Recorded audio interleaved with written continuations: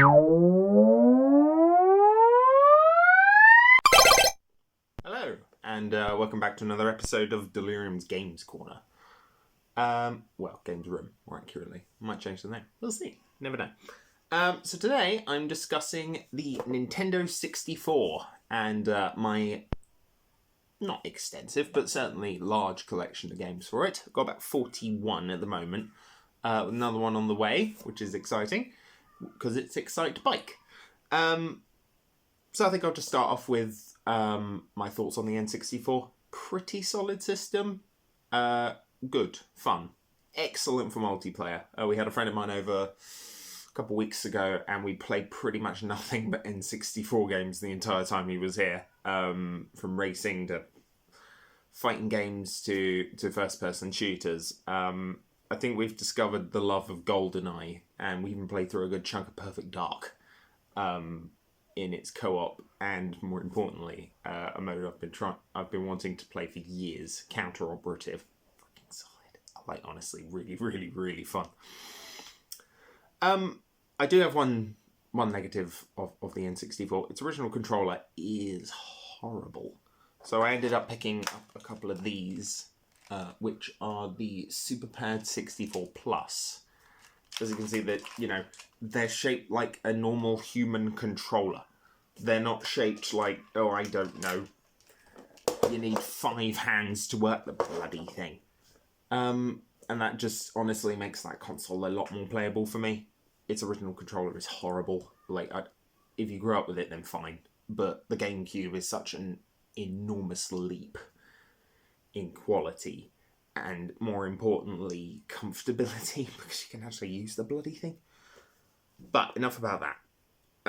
We're going to move on to just a couple of the, I guess you call them peripherals. They're not really peripherals, but they're just kind of little bits that make playing the N64 a bit more enjoyable.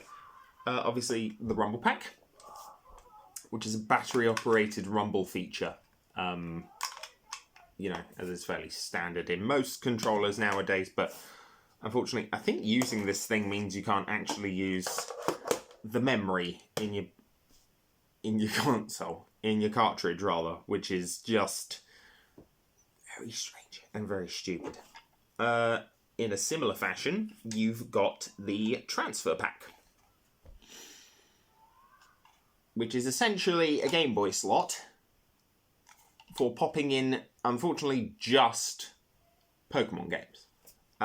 You use it with Pokemon Stadium 1 and 2 to transfer your games from blue, red, yellow, green, if you have green, and the Japanese versions of Pokemon Stadium, of which there are 3, and gold, silver, and I want to say crystal. Crystal might not actually be compatible. But that's kind of what makes Pokemon Stadium. It's a place for people to take their versions of Pokemon Blue, Pokemon Silver, Pokemon Red, Pokemon whatever, and just play with the Pokemon they've been raising in their own setting. Like, you can get rental Pokemon, but it's not as fun. The final one is the Ultra 64 SFDC. It's this game adapter thing. Doesn't bloody work. So it's ultimately useless. But it was something I'd hoped would be usable. Luckily for me, just this month, I bought the Polymegas N64 adapter with its rather nice looking controller, and the fact that obviously it can use these, which will make that a lot better. So that should make the one region locked game I have, which is Battle Tanks Global Assault, actually playable. That being said, I have this on PlayStation 1. It's fine. It's not very good. I only have the 3DO version because, not the 3DO version. It's by 3DO. No, the only reason I have that version is because it's, the first one I had. So, let's get into the actual games. I've got Buck Bumble, which is a game about being a bee. I haven't actually got around to playing it yet. It looked fine. It looked fun. I don't know too much about it. Gex 64. Enter the Gecko, which I believe I have on PlayStation 1 anyway, but pretty much any game you can get on an N64 is going to be much better looking than that on the PlayStation 1. unfortunately. That being said, PlayStation 1, way more variety of games. Much larger variety. Knife Edge, which, as far as I'm aware, side-scrolling shooter. I could be wrong on that. Haven't actually played it yet. A lot of games in my extensive, but certainly large collection that I haven't got around to playing yet. Unfortunately, I'd like to. But here we are. Here we go. Shadows of the Empire. Part of a fairly big push by LucasArts in a similar manner to, say, The Force Unleashed. This was kind of one of their major first pushes of a multimedia project. Controversial, from what I'm given to understand. The game is fine. It's kind of a third-person sort of thing. It unfortunately has tank control, so I can barely play it. Can barely freaking play the thing. But, yeah. Clay Fighter 63 and a third. It's a claymation-based fighting game. Like, how many of those do you see lying around? There aren't many claymation games to begin with. I know that Clay Fighter has two more games in the franchise, but yeah, I've never actually gotten around to playing those. They're on my list of Mega Drive games to get, though. If there is a second one, that might be it, though. There is Sculptor's Cut, which is probably one of the rarer games to get, so that's on my repro list. Because if you can play it repro, just play it repro. Hybrid Heaven. One of the very few sort of RPGs on the system. I heard tell it was based on it was supposed to be a Metal Gear game, but Hideo Kojima didn't want that for some reason. Probably not to confuse players, even though that's assuming we're stupid, which we're not. Okay, 1080 Snowboarding. It's a snowboarding game. For the life of me, I don't know why I like snowboarding games so much. SSX is certainly to be top of that peak, as is, I want to say it's called Amped. Amped was solid, but this is fine. It's one of those games that I'm very aware I'm not very good at. So it's going to take some getting used to. Body Harvest by Rockstar, believe it or not. Back when they were called... I can't remember what they were called. DMA? Yeah. But created by Gremlin Entertainment. Oh, Gremlin Interactive. It's kind of an open world, third person... It's basically GTA, but set during an alien invasion. So if that sounds interesting, go for it. Fighter's Destiny. Picked this up recently. That same friend who came over got it for me because he owed me cider. So I just got him to buy me a £3 fighting game. I don't know too much about it. It looked fine. Apparently it's not great. Star Wars Episode 1 Racer. Solid. One of the games we played over that weekend. Brutally fast. Crazy freaking fast. And the sheer number of times you will crash is ridiculous. It's not F-Zero hard. Nothing will quite be F-Zero hard. But, I found it fun. Especially when it's got pretty much all of the characters, including that one who, as he's about to explode, goes, "Grrr!" and then boom. And my friend was obsessed with playing that in particular. As him in particular. So we've got V-Rally Edition 99. It was £1. That's all I have to say about that. It was £1. Pilot Wing 64. To my knowledge, one of the 2 launch games. One I got recently. In addition to Super Mario 64, which I used to own and I don't anymore because it's not my cup of tea. I prefer Sonic. And I know that seriously. Though speaking of Mario Kart 64. Probably one of the better ones, in my opinion. It probably for me goes Double Dash, that, probably 8, and then maybe like Wii, and then like 7, and then DS. Oh no, actually, DS and 7. I really like DS. DS version's good. Wave Race. It's freaking Wave Race. Who doesn't like Wave Race? It's a freaking jet ski water game. It's a fucking jet ski racing game. Like, why would you not? Duke Nukem 0 Hour. It's fine. It's not very good. But as far as Duke Nukem games go, especially on a console, playable. It's very playable. I would love to see like CV11 cover this. If you watch Civi, sorry. I think that would be very funny to watch him play a third-person Duke Nukem game that's quite frankly not very good. South Park had this on the PlayStation, but I wanted a slightly better version with actual playable shooting mechanics because it really isn't on the PlayStation 1. It's very hard to control. I think I got rid of that, actually. No, I got rid of that 2 days ago. Because I got that version. So, meh. Duke Nukem 64. Picked this up Friday. I've got Duke on, like, every system under the sun. I've got him on there. I've got him on PlayStation 1.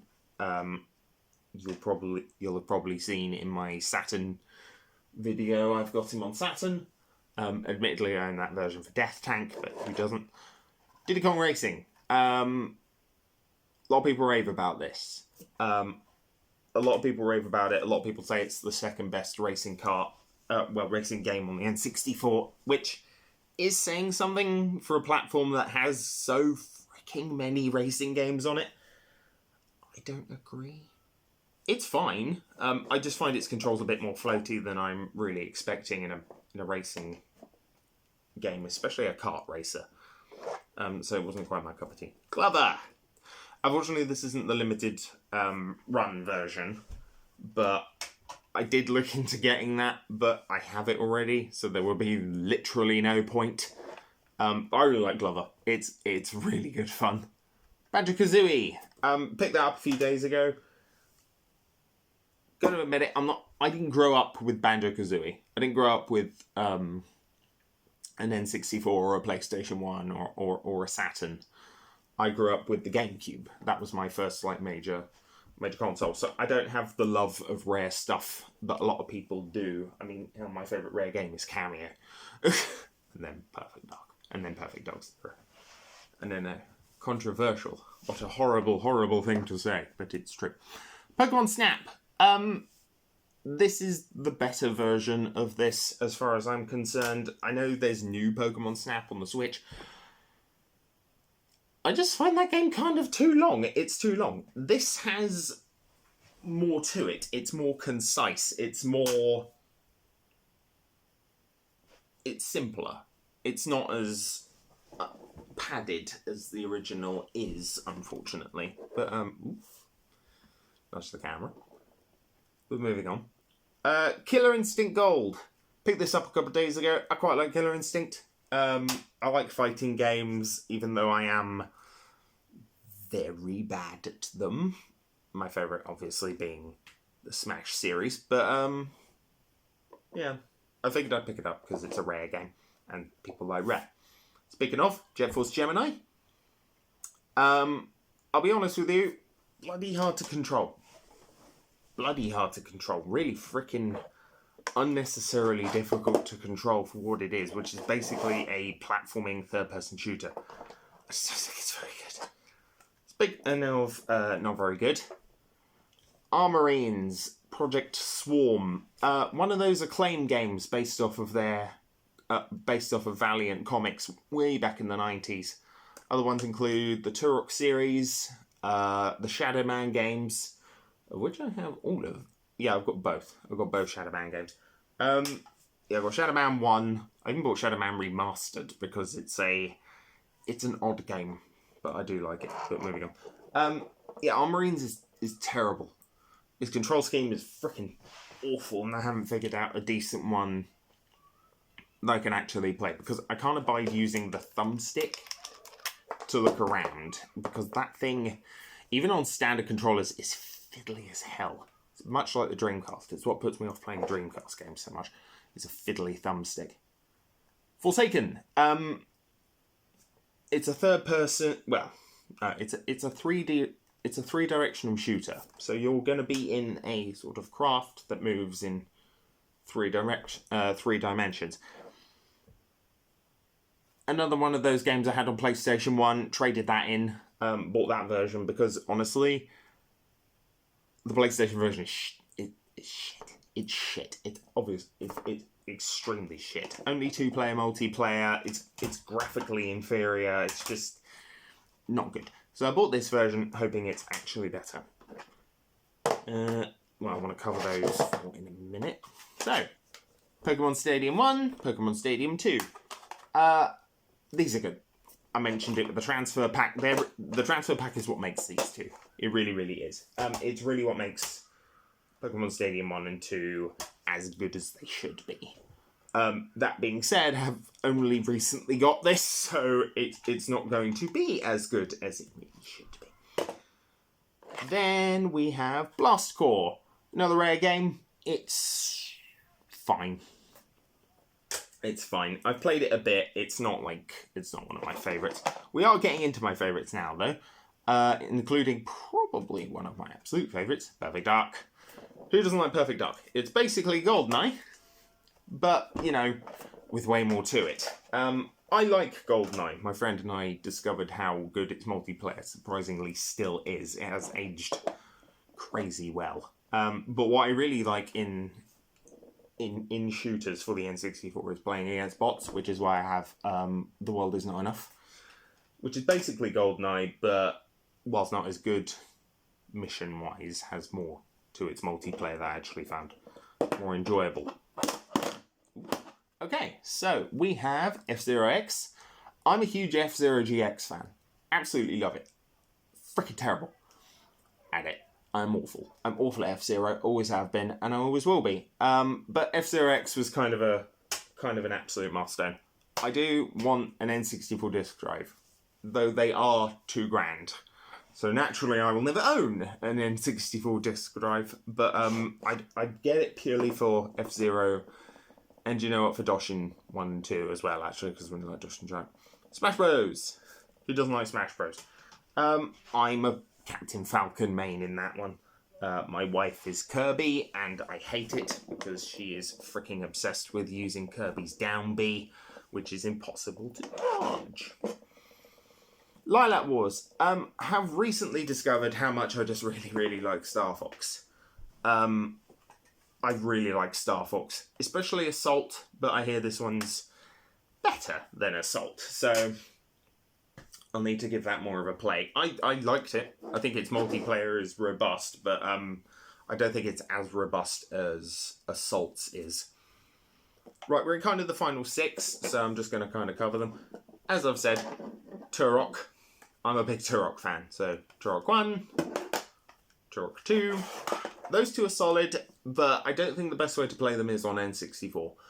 If you're going to play them, get them on Switch. Limited Run did some really good editions a few years ago. Those were like immediate sort outs for me when I got my Switch.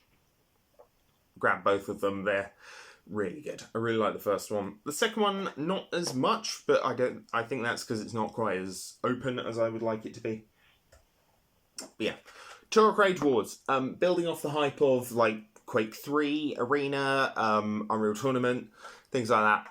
Everyone's making tournament shooters. So what they did was took Turok 2's multiplayer, shoved it into its own cartridge, and made it pretty solid. Single player wise, not so much. And I'll be honest with you, I think the best way to play Turok's multiplayer is 3.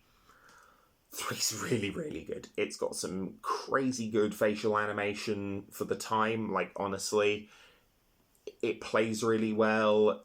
Don't play as Daniel Fireseed. He sucks. Play as Lady Turok, whose name escapes. Actually, it might be Danielle, and his might be like Joseph. Yeah, actually, it is. It's Daniel Fireseed. Play as her. Don't play as Joseph. He is freaking shit. Now we're just going to get into the last 2 fairly rare games. But I'm going to preface this. These are both repros because I'm not paying hundreds of pounds for games that, quite frankly, I either own or can get on other systems.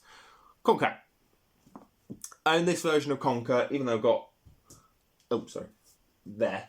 I've got the Xbox version, which, believe it or not, rarer than this, but this goes for way more because it's N64, blah, blah. Conker is really good. If you're going to play Conker, I'd suggest playing it on Xbox, but if you want the fully uncensored version with its original weird-ass multiplayer, get this. Just get a repro version. They're cheaper. And more importantly, they play the same, so who cares? StarCraft 64. The PAL version of this goes for hundreds. And as I've said before, as I've said in the past, I'm a big console strategy fan. But